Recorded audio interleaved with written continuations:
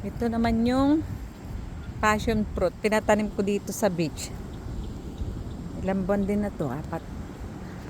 Apat, lima. Mas mabilis itong lumago.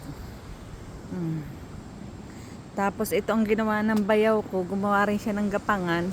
Tinakluban muna para naging cottage na rin.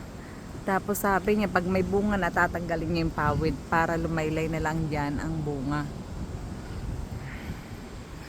Ayan.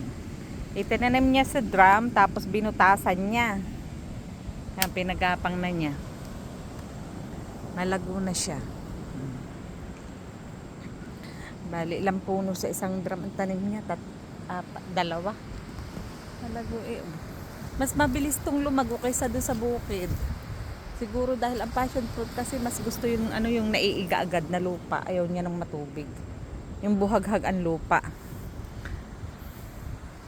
Mas malago siya.